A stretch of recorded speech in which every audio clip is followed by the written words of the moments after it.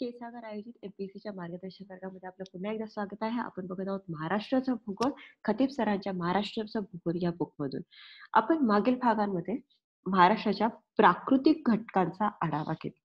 ठीक आहे, म्हणजे काय, तर महाराष्ट्रात तुम्हाला कोणत्या भागामध्ये किती पाऊस पडतो, कोणत्या भागामध्ये किती पाऊस पडल्यामुळे कशी वनं तयार झालेली आहे, याशिवाय महाराष्ट्राची भौगोलिक रचना कशी आहे, या भागाचा आढावा तुम्हाला मागील भागामध्ये घेतलेला दिसतो. नसेल बघितलं तर पुन्हा एकदा जाऊन बघा. यापुढील भागामध्ये आपण बेसिकली व्यवसाय बेस्ड किंवा आपण ज्याला म्हणू शकतो की अ, उद्योग बेस्ड किंवा ज्याला आपण म्हणतो कार्यात्मकरित्या जो भूगोल आहे त्या भूगोलाचा आढावा घेणार आहोत. स्पेसिफिकलीच म्हणायचं झालं तर आपण आर्थिक भूगोल बघत आहोत महाराष्ट्राचा, असं म्हटलंय तर असं म्हटलं तरी चालेल. परंतु हा आर्थिक भूगोल बघण्याआधी आपल्याला सगळ्यात पहिले कॉन्सन्ट्रेट करावं लागेल ते म्हणजे प्रायमरी सेक्टरवर. प्रायमरी सेक्टर म्हणजे कोणतं सेक्टर, की बेसिकली जिथं प्रोड्यूस तयार केलं जातं. ठीक आहे, मग आता प्रोड्यूस कोणकोणत्या क्षेत्रामध्ये तयार होतं? एक आहे खनिज क्षेत्र, ठीक आहे, दुसरं आहे ते म्हणजे तुमचं कृषी क्षेत्र, ठीक आहे, मत्स्य क्षेत्र.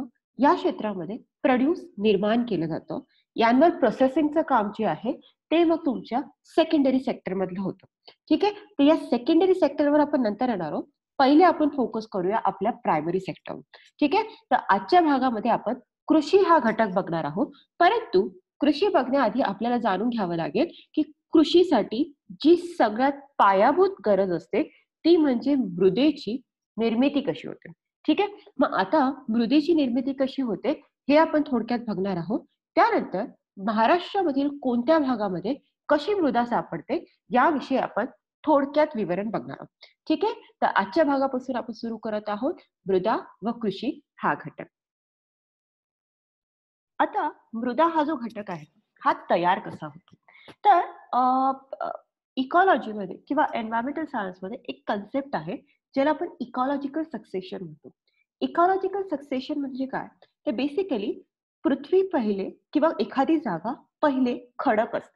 ठीक आहे, मग त्या खडकाचं पुढे जाऊन तिथे छोटे छोटे अंकुर तयार होणे, म्हणजे हवेतून जे बीज येतात किंवा हवेतून जे पोलन्स येतात ते पोलन्स कुठेतरी फटीमध्ये अडकून जाणे, त्यांना स्प्राउटिंग होणे, त्यातून छोट्या छोट्या झुडपांची निर्मिती होणे.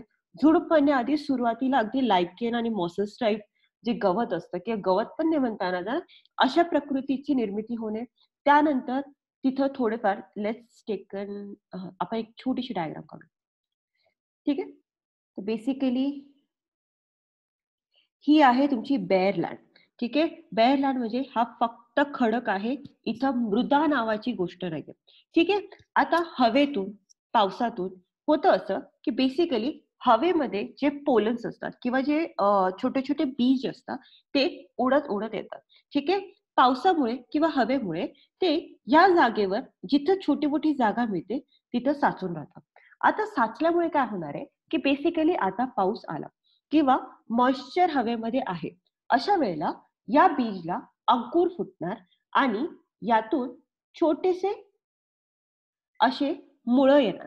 ठीक आहे, आता हे मूळ जे आहे हे वाढण्यासाठी जमिनीत जिथं जागा मिळेल तिकडे विस्तारत जाणार.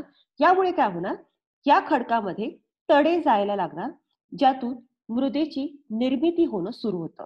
ठीक आहे, याला आपण बेसिकली पायोनियर कम्युनिटी किंवा सगळ्यात पहिली आलेली कम्युनिटी म्हणतो. ठीक आहे, त्यानंतर होतं असं की आता ह्याने छोटीशी जागा तयार केलेली आहे, म्हणजे तिकडे छोटी मृदा तयार झालेली आहे. आता काय होणार, ही थोडीफार मृदा जी आहे ना ही तयार झालेली असणार आहे, परंतु ही यांची जी लाईफ असणार आहे ती फारशी नसणार आहे. म्हणजे काय, थोडंसं ऊन वाढलं, थोडा अति पाऊस झाला की हे संपणार. ठीक आहे, या जागेवर आणखीन कोणते सीड्स येणार. ठीक आहे, आता हे जे सीड्स असणार आहे, सपोज यांना इनफ मृदा मिळत असेल तर हे सीड्स काय होणार, बेसिकली थोडेसे आणखीन ग्रो करायला लागणार. ठीक आहे, आता थोडं मोठ्या झाडांचे जे सीड्स आहे याचा अर्थ त्याची मुळं पण मोठी असणार, त्यातून या मुळांचा आकार वाढणार आणि या खडकाला आणखीन तडे जायला लागणार. ठीक आहे, याशिवाय आता पुढे जाऊन हे तडे गेले, हे पुन्हा एक गवत होतं, हे गवत पुढे मागे जाऊन संपणार किंवा इथं मृदा तयार झालेली आहे, इथे येऊन दुसरं आणखीन मोठ्या झाडाचं सीड येऊन आपटलं. ठीक आहे, मग ह्यातून काय होतंय, बेसिकली मोठे मोठे वृक्ष निर्माण होत जातात. ठीक आहे. म्हणजे आणि याच्यामुळे काय होतंय, अगेन जे त्याहून कंपॅरेटिव्हली लहान वृक्ष आहेत ते संपत जातात. ठीक आहे. ही जी रिप्लेसमेंट चालते म्हणजे लहान वृक्षांना मोठ्या वृक्षाने रिप्लेस होणं किंवा लहान वृक्षांना बेसिकली त्यांच्याहून हेल्दी अशा वृक्षांनी रिप्लेस करणं, याला आपण या कम्युनिटीला आपण सिरियल कम्युनिटी असं म्हणतो. ठीक आहे. आता काय लक्षात घ्यायचं, ही जी रिप्लेस झालेली कम्युनिटी असते ती याहून पहिली जी कम्युनिटी असते त्या तुलनेने बऱ्यापैकी हेल्दी असते. ठीक आहे. आणि ऍट दी एंड काय होणार, की बेसिकली आता एक कम्युनिटी अशी आलेली आहे जिला रिप्लेस करणं शक्य नाही. म्हणजे काय, तर इट्स लाईक की दिस इज द अनबीटेबल कम्युनिटी. ठीक आहे. आणि अनबीटेबल असल्यामुळे काय होतंय, की ही कम्युनिटी इकडे वर्षानुवर्ष तुम्हाला बघायला मिळणार. या कम्युनिटीला आपण क्लामॅटिक कम्युनिटी किंवा क्लायमॅक्स कम्युनिटी असं म्हणतो. ठीक आहे. आता ही जी कम्युनिटी असते, या कम्युनिटीचे रूट्स किंवा बाकी सर्व गोष्टी अधिक स्ट्रॉंगर असतात. ठीक आहे. आणि ह्यातून जैविकरित्या मृदेची निर्मिती होते. ठीक आहे. हा पहिला घटक बघितला. त्यानंतर काही शक्ती ज्या असतात लाईक हवा, पाणी, सॉरी वारा, पाणी आणि उष्णता, यामुळे जमिनीला नॅचरलरित्या तडे जायला लागतात. ठीक आहे. या तड्यांमध्ये पाणी साचल्यामुळे काय होतं, की पाणी असू द्या किंवा पावसाचं पाणी, यामुळे होतं असं, की हे जे तडे आहे हे मोठे मोठे होत जातात आणि ज्यातून विदारणाची प्रक्रिया होते. विदारण होणं म्हणजे या खडकापासून तडे जाणं, म्हणजे खडकापासून खडकाचा एक लेयर वीक होणं, अशक्त होणं. ठीक आहे. अशक्त झालेल्या खडकाच्या एका लेयरला त्या खडकापासून वेगळं करण्याचं काम जे असतं ते अपक्षरण या प्रक्रियेमध्ये होतं. अपक्षरणामध्ये काय होतं, की हा जो मोकळा झालेला किंवा अशक्त झालेला खडक आहे, हा खडक उचलला जातो आणि तो पुढे जाऊन वहन या प्रक्रियेत जमिनीपासून वेगळा केला जातो. ठीक आहे. आता बेसिकली वहन केल्यानंतर होणार असं आहे, की पुढे जाऊन जिथं एखादा खोलवटीचा भाग आहे किंवा उंचवट्याचा भाग आहे, याच्या आसपासच्या भागामध्ये हे वहन झालेले खडकाचे जे छोटे मोठे तुकडे आहेत हे साचायला लागतात आणि यातून होते मृदेची निर्मिती. ओके. तर this is basically natural process of creating soil. ठीक आहे. तर सॉइलची निर्मिती ही खडकापासून होते. खडकापासून होताना तिला दोन घटक जबाबदार असतात. एक जबाबदार घटक म्हणजे जैविक घटक. जैविक घटकामध्ये झाडे, त्यानंतर प्राणी, हे जे असतात ते जमिनीमध्ये बिळं करण्याची कामं किंवा रूट्स एक्सपांड करण्याची कामं, यानुसार बेसिकली तुमच्या खडकाला मोकळं करण्याचं काम करतात. दुसरा महत्वाचा घटक म्हणजे बेसिकली मेकॅनिकल मेथड, ज्याला आपण यांत्रिक विदारण असं म्हणतो. यांत्रिक विदारणात काय होतं, पावसाचं पाणी हे तिथं साचत राहतं किंवा मग बेसिकली पाणी त्या भेगांमध्ये साचतं. ते थंड होतं तेव्हा तिथं बर्फ साचतो. बर्फ आहे हा एक्सपांड होतो. एक्सपांड झाल्यामुळे होतं खडकाचा आसपासचा जो भाग आहे तो बेसिकली दाबाला बेसिकली प्रतिरोध करतो. ठीक आहे. ज्यातून काय होतं, की बेसिकली कमी जास्त या टेम्परेचरमुळे त्या खडकाला तडे जायला लागतात आणि त्यातून खडकाचा एक भाग जो आहे किंवा एक लेयर जो आहे हा खडकाच्या मूळ भागापासून वेगळा व्हायला लागतो. ठीक आहे. आणि तिसरं घटक जो मृदेची निर्मिती करण्यासाठी सहाय्य करतो तो म्हणजे basically chemical weathering. Chemical weathering म्हणजे रासायनिक विदारणामध्ये काय होतं, की पावसाच्या पाण्याबरोबर कार्बन डायऑक्साईड, ऑक्सिजन यासारखे घटक मिक्स होतात. त्यातून एक सौम्य असं आम्ल तयार होतं. हे आम्ल खडकामध्ये जाऊन त्या भागामध्ये जे तुम्हाला बेसिकली खडक म्हणजे काय असतं, खनिजांचं मिक्स, अशा खनिजांचं मिळून बनलेला एक सॉलिड असं व्हर्जन असतं. ठीक आहे. मग आता काय होतं, की हे जे ऍसिड तयार झालेलं असतं हे वेगवेगळ्या खडकांमधल्या वेगवेगळ्या मिनरल्सवर वेगवेगळ्या प्रकारे अटॅक करतं आणि अटॅक केल्यानंतर हे जे सोल्युशन आहे हे बेसिकली एखाद्या खडकाला विरघळवतं आणि ज्यातून काय होतं, खडकाचे तडे पडायला लागतात आणि खडकाच्या तड्या पडण्यातून बेसिकली मृदेची निर्मिती होते. अशी झाली तुमच्या मृदेची निर्मिती. ठीक आहे. तर आता ही तुमची सॉइल तयार झालेली आहे. याच बाबतीमध्ये आता आपण बघणार आहोत, की मृदा निर्मितीवर कोणकोणते घटक आहेत जे परिणाम करत असतात. Will just clear this image. Okay. Okay. कोणकोणते घटक बेसिकली मदत करत असतात. मग आता कोणकोणते घटक मदत करतात? तर सगळ्यात महत्वाचा प्रकार म्हणजे की खडक कोणत्या प्रकारचा आहे. ठीक आहे. जर खडक तुमचा अग्निजन्य खडक असेल किंवा रूपांतरित खडक असेल तर त्याचं विदारण व्हायला वेळ लागतो. ठीक आहे. आणि त्याच कंपॅरिझन मध्ये जर एखादा खडक हा जलजन्य खडक आहे किंवा ज्याला आपण म्हणतो सेडिमेंटरी रॉक आहे, तर सेडिमेंटरी रॉक जो असतो हा सगळ्यात जास्त लवकर विदारित होणारा खडक आहे. त्यामुळे जर तुम्ही उत्तरेकडील नद्यांचा प्रवाह बघितला तर उत्तरेकडील नद्यांचा प्रवाह हा बराचसा सेडिमेंटरी रॉकच्या खडकापासून होतो. ठीक आहे. आपण बघितलं होतं की बेसिकली तुमचे जे मिडल हिमालय आहे आणि त्यानंतर आहे तुमचं शिवालिक रेंज हे हे तुमचं सेडिमेंटरी रॉक पासून म्हणजे जलजन्य खडकापासून निर्माण झालेलं आहे. ठीक आहे. त्यामुळे या खडकाचं भरपूर असं विदारण होतं. त्यामुळे होतं असं की या नद्या ज्या तुमच्या हिमालयामध्ये उगम पावतात त्या आपल्यासोबत भरपूर गाळ घेऊन येतात. ठीक आहे. त्याच तुलनेमध्ये जर तुम्ही महाराष्ट्रातील किंवा पठारी भागामधील ज्या नद्यांचा विचार केला तर या पठारी भागातील नद्या ज्या असतात या अग्निजन्य खडक आणि मेटामॉर्फिक रॉक पासून तयार झालेल्या सरफेस वरून वाहतात. ठीक आहे. त्यामुळे होतं असं की हा सरफेस जो असतो हा विदारित व्हायला बऱ्यापैकी कठीण असतो. ठीक आहे. त्यामुळे उत्तर भारतीय नद्यांच्या तुलनेमध्ये दक्षिण भारतीय नद्यांच्या आसपासच्या परिसरामध्ये तुम्हाला कमी पूर मैदाने तयार झालेली दिसतात. ठीक आहे. तर ही गोष्ट लक्षात घ्यायची. खडकाचा प्रकार हा फार महत्वाचा असतो. त्यानंतर आहे तो म्हणजे हवामान. ठीक आहे. आता एखाद्या ठिकाणी जर दमट हवामान असेल तर तिथे विदारणाची प्रक्रिया जी असते ही वेगवेगळ्या पिरियडने होत राहते. ठीक आहे. अगेन एक गोष्ट लक्षात घ्यायची आहे की ज्या भागामध्ये तुम्हाला मॉइश्चर कंटेंट जास्त दिसतो त्या ठिकाणी बेसिकली विदारणाची प्रक्रियेवर उष्णतेचा प्रभाव हा कमी पडत असतो. ठीक आहे. परंतु ज्या ठिकाणी ड्राय एअर जास्त असते म्हणजे काय तर बेसिकली शुष्क वातावरण ज्या भागामध्ये असतं, शुष्क हवामान ज्या भागामध्ये असतं त्या ठिकाणी विदारणाची प्रक्रिया जास्त होते. त्यामुळे तुम्ही लक्षात घ्या की बेसिकली तुम्ही जर आपला थारचा वाळवंटी प्रदेश बघा किंवा महाराष्ट्राचाच विचार केला तर मध्य महाराष्ट्रीयन भाग बघा. आपण कालच्या भागामध्ये बघितलं होतं की बेसिकली हा भाग कसा आहे तर ड्राय लँड आहे. ठीक आहे. इथे ह्युमिडिटी प्रचंड कमी आहे. त्यामुळे विदारणाची जी प्रक्रिया आहे ही अधिक शिथिलतेने होते. त्यामुळे या भागामध्ये भरपूर अशी विदारणाची प्रक्रिया होत असल्यामुळे गाळाची निर्मिती झालेली दिसते. त्यानंतर वनस्पतींचं आच्छादन जर जास्त असेल अशा ठिकाणी तुम्हाला बऱ्याचदा सुपीक मृदा बघायला मिळते. याचं कारण असं आहे की बेसिकली जर पालापाचोळा पडतो त्यानंतर रूट्स आहे यामुळे होतं असं की एक तर वनस्पती जास्त आहे.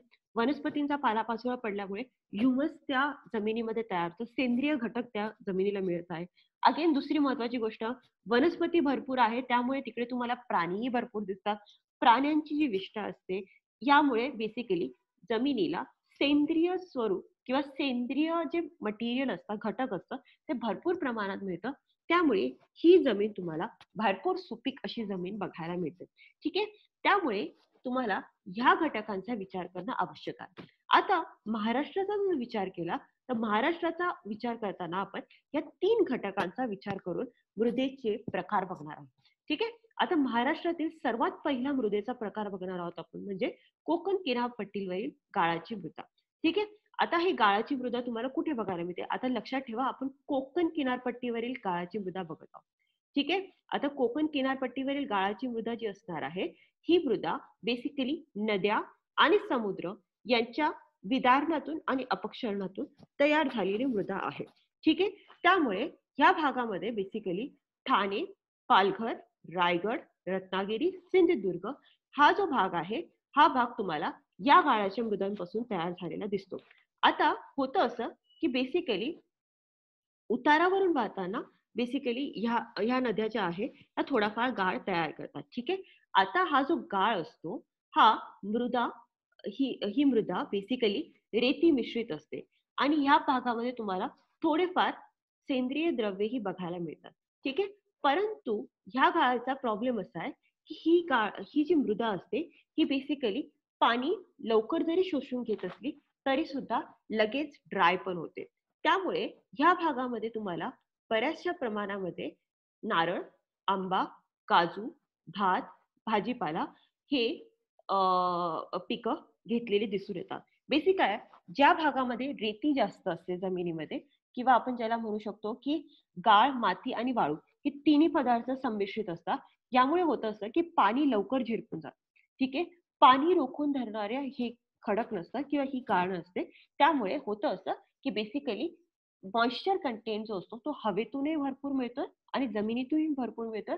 यामुळे या ठिकाणी तुम्हाला जे बेसिकली कोस्टल क्रॉप्स आहेत, म्हणजे नारळ, आंबा, काजू यासारखे काय म्हणतात ह्यासारखे घटक तुम्हाला घ्यायला मिळतात. ठीक आहे.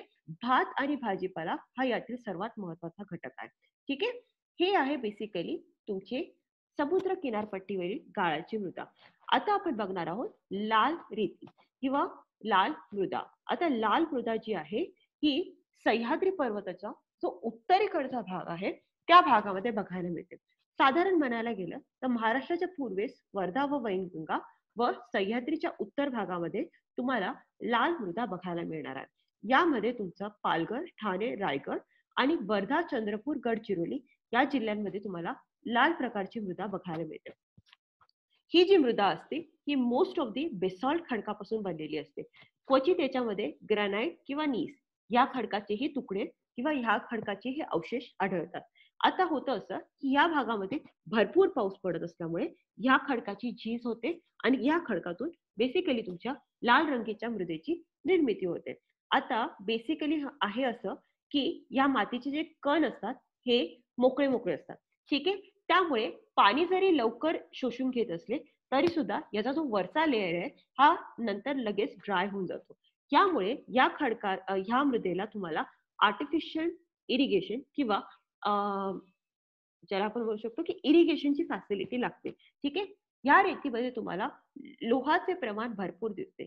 या लोहाच्या प्रमाणामुळे बेसिकली हिला लाल रंग आलेला आहे. ही मृदा थोडी कठीण आहे आणि ह्या भागामध्ये सुपीकता थोडी कमी असते. ठीक आहे. तर ह्या भागामध्ये कोणत्या प्रकारची पिके घेतली जातात? बाजरी, नाचणी व ह्यासारखी पिकं तुम्हाला या भागामध्ये घेतलेली दिसून येतात. ठीक आहे. आणि अगेन यातील काही भागामध्ये म्हणजे पालघर जिल्ह्याचा जर विचार केला किंवा गडचिरोली जिल्ह्याचा जर विचार केला तर ह्या जिल्ह्यांमध्ये जर पावसाचं प्रमाण जास्त असेल तर काही ठिकाणी तुम्हाला भाताचंही पीक घेतलेलं दिसून येतं. ठीक आहे. त्यानंतरची जी दुसरी मृदा आहे ती म्हणजे जांभी मृदा. आता आपण बेसिकली बघितलं की नॉर्थ महाराष्ट्र नाही, नॉर्थ कोकण आहे. तिथे तुम्हाला कोणत्या प्रकारची मृदा दिसली? रेड सॉइल दिसली. ठीक आहे. सदर्न कोकण जे आहे किंवा दक्षिण कोकण जे आहे त्या ठिकाणी तुम्हाला जांभी मृदा दिसते. ठीक आहे. आता ही जी जांभी मृदा आहे ना याच्यामध्ये लोह, अॅल्युमिनियम, मॅंगनीज ऑक्साईड आणि टायटेनियम याचं प्रमाण भरपूर जास्त असतं. त्यामुळे बेसिकली हिला लालसर जांभळा कलर प्राप्त झालेला असतो. ठीक आहे. परंतु या मृदेमध्ये तुम्हाला पोटॅश, फॉस्फरस, चुना यांची बेसिकली जी यांचा कंटेंट जो आहे हा बऱ्यापैकी कमी दिसतो. आता बेसिकली एवढंच लक्षात ठेवायचंय की ही जी मृदा आहे ही भात व भुईमूग या पिकांसाठी बेस्ट आहे. ठीक आहे. ही मृदा तुम्हाला कुठे कुठे आढळते?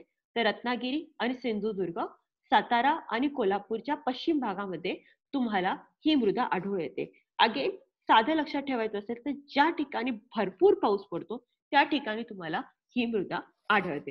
ठीक आहे. त्यानंतर आहे नद्यांच्या खोऱ्यातील गाळाची मृदा. हिला आपण बेसिकली गाळाची मृदा किंवा अॅल्युमिनियम सॉइल असंही म्हणतो. ठीक आहे. आता ही जी सॉइल आहे हिच्यामध्ये गाळ, माती व सूक्ष्म रेती इतकांचा कंटेंट असतो. ठीक आहे. आता याच्यावर अगेन याच्यामध्ये ह्युमसचं प्रमाण, सेंद्रिय घटकांचं प्रमाण भरपूर जास्त असतं. मिनरल्सचं प्रमाण भरपूर जास्त असतं. त्यामुळे ही मृदा जी आहे ही खूप सुपीक असते. ठीक आहे. आणि अगेन दुसरी महत्वाची गोष्ट म्हणजे गाळ दरवर्षी येत राहतो.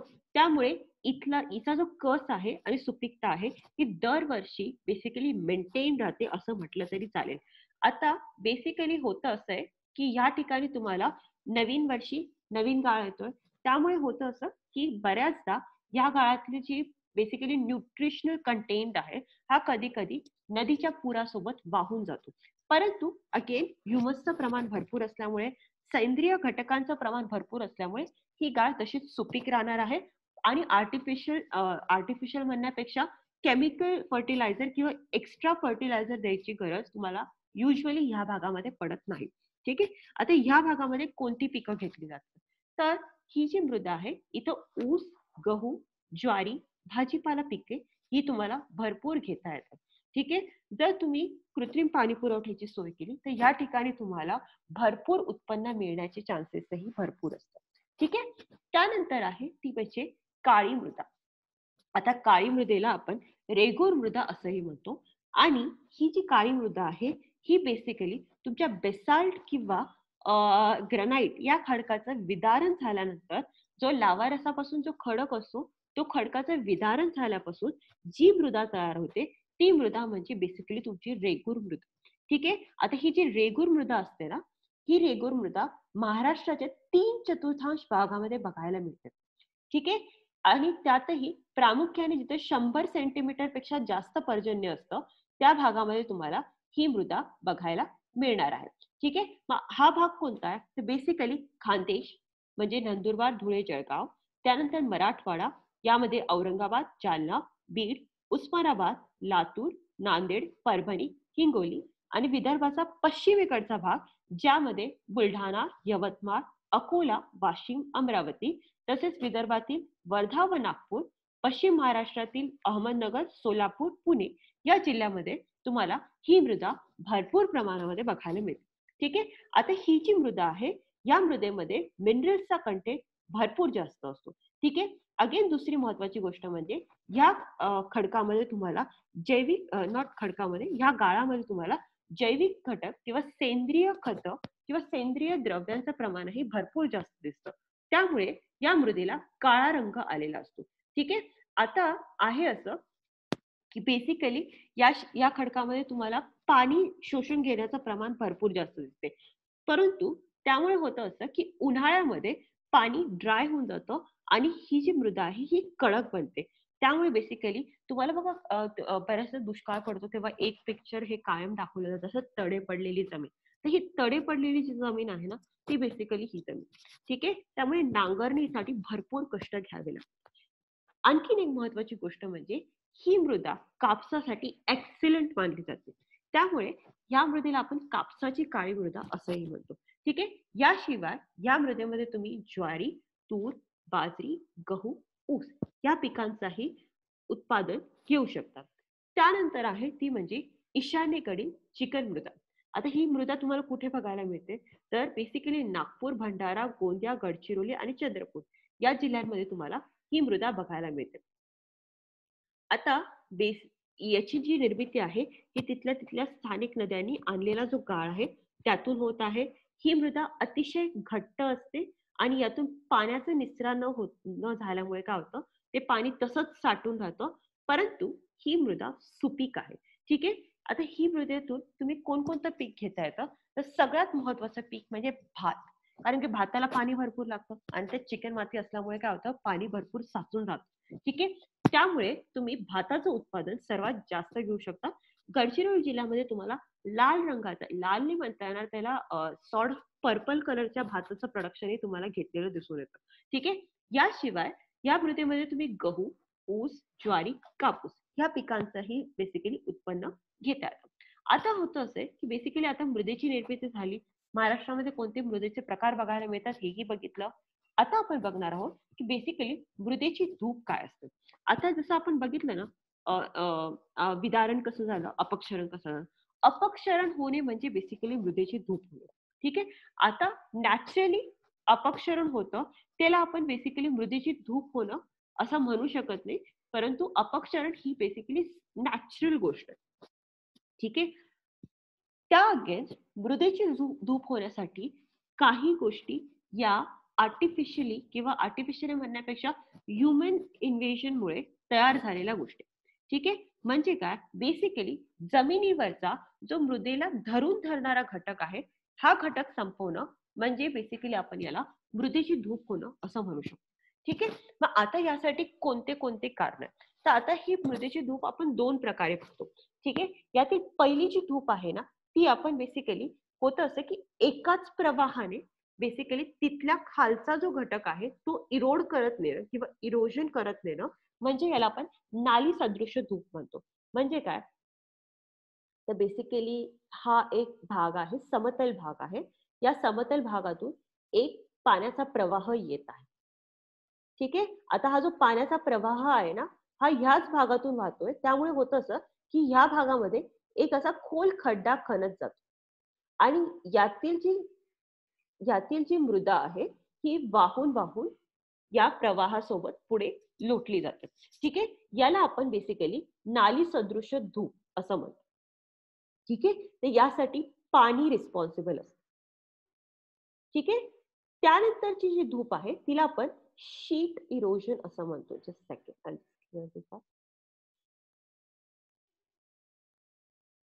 ओके. आता शीट इरोजन मध्ये काय होतं? शीट इरोजन मध्ये सगळ्यात जास्त काम करणारे घटक असतात. ते म्हणजे एकतर पावसाचं पाणी किंवा वारा. ठीक आहे. यामुळे काय होतं? आता ही जमीन आहे ना, ते इट्स लाइक की कायम लक्षात ठेवा, पावसाचं पाणी, वारा हा कायम जमिनी जवळून वाहतो. ठीक आहे. त्यामुळे जमिनीवर जे मोकळे पडलेले घटक असतात ना, त्या घटकांना उचलून नेण्याचं काम हे वारा आणि वाहून नेण्याचं काम हे पावसाचं पाणी करतं. ठीक आहे. त्यामुळे शीट इरोजन तुम्हाला बऱ्याचदा पावसाच्या वेळी किंवा मग अगेन भरपूर वारा असतो तेव्हा बघा हवेमध्ये खूप धूळ धूळ दिसते. That is basically your sheet erosion. ठीक आहे. आता आता हे बघितलं आपण बेसिकली इरोजन हा घटक कसा असतो. ठीक आहे. आता आपण बघणार आहोत की ह्या इरोजनला थांबवण्याचं काम आपण कसं करू शकतो. आता थांबवण्याचे जे काम आहे ते करण्याआधी आपल्याला बेसिकली आपण त्याला कसं रिस्पॉन्सिबल आहोत हे आपण आधी बघितलं पाहिजे. पहिली महत्वाची गोष्ट आपली रिस्पॉन्सिबिलिटी कुठे जाते तर जमिनीवरील जे मृदेला धरून धरणारे घटक आहे ते म्हणजे वनस्पती, चराई म्हणण्यापेक्षा गवत यांचा नामोनिशात मिटवणं. ठीक आहे. म्हणजे काय डिफॉरेस्टेशन किंवा गवत झाडं झुडपं यांना आपण हटवणं म्हणून मृदेची धूप होते. ठीक आहे. कारण बेसिकली यांचे जे रूट्स असतात ते रूट्स मॉइश्चर होल्ड करून ठेवतात. यामुळे होतं असं की मृदा एका ठिकाणी इकठ्ठा राहते. परंतु जर हा जो लेयर आहे हा लेयर जर आपण संपवला तो होणार असं आहे की रूट्सची जी होल्ड करण्याची कॅपॅसिटी असते ती संपते. त्यामुळे मृदा ही ओपन होते. हवा, वारा, उष्णता यांना प्रभावित पडते. ज्यामुळे बेसिकली तुमच्या शीट इरोजनला हे सगळ्यात जास्त कारणीभूत कारण आहे. ठीक आहे. दुसरं महत्वाचं म्हणजे की जोरात पडणारा जो पाऊस असतो ह्या जोरात पडणाऱ्या पावसामुळे शीट इरोजनचं काम हे सर्वात जास्त होत असतं. म्हणजे काय तर बेसिकली तुम्ही कितीही प्रयत्न केला झाडं लावण्याचा झुडपं लावण्याचा परंतु पावसाचं पाणी हे बऱ्यापैकी तुमचा वरचा जो लेअर आहे जमिनीचा तो उचलून नेत असते. यामुळे होतं असं की जमिनीचा जो वरचा लेअर आहे तो वाहून जातो. ज्यामुळे मृदेची धूप होते. नद्यांना येणारा पूर ऑब्व्हियसली सिमिलर रिझन आहे. जोरदार वारे तुम्ही बघा की ह्या कालावधीने मध्ये नाही म्हणता ना बट आपण म्हणू शकतो की बेसिकली समरमध्ये वावटळ नावाची एक गोष्ट असते. गावांमध्ये गेला तर तुम्हाला बघता येईल की काय म्हणतात ट्विस्टर टाइप असतं. हे छोटे-छोटे ट्विस्टर्स तयार होतात. ठीक आहे. तर हे जे असतात हे ट्विस्टर हाय स्पीड विंड्स जे असतात, हे काय करतात जमिनीवरची जी वर दिसणारी जी मृदा आहे, ती उचलून घेतात आणि एका ठिकाणी लोकेट करतात. ठीक आहे. तर हे जोरदार वारेही अगेन त्याला रिस्पॉन्सिबल आहे.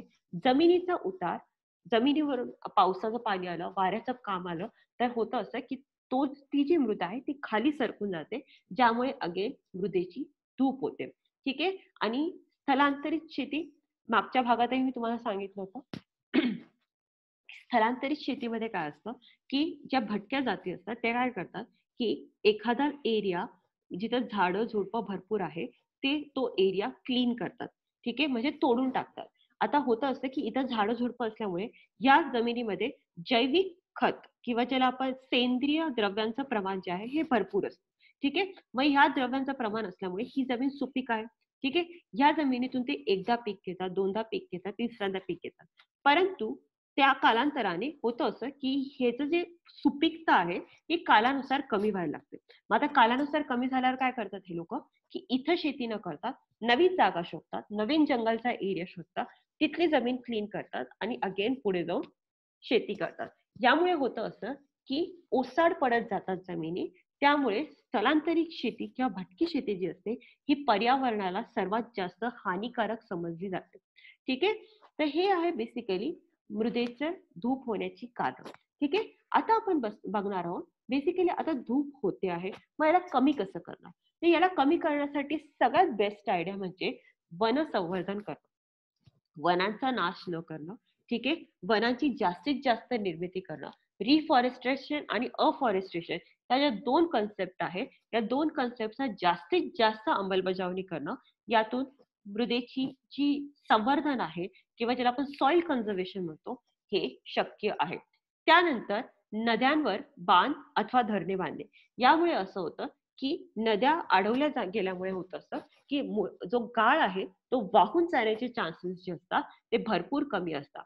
नॉट ओन्ली नद्यांवर, परंतु शेत जमिनीवरही बांध बांधल्यामुळे होतं असं की शेत जमिनीवरून जेव्हा पाणी वाहून जातं तेव्हा पाणी एका ठिकाणी अडलं जाणार आहे, ज्यामुळे जी सुपीक मृदा असते ते वाहून जाण्याचं प्रमाण जे आहे हे कम्पॅरेटिव्हली कमी होणार आहे. उतारावरनं मृदा वाहून जाते हे आपण बघितलं.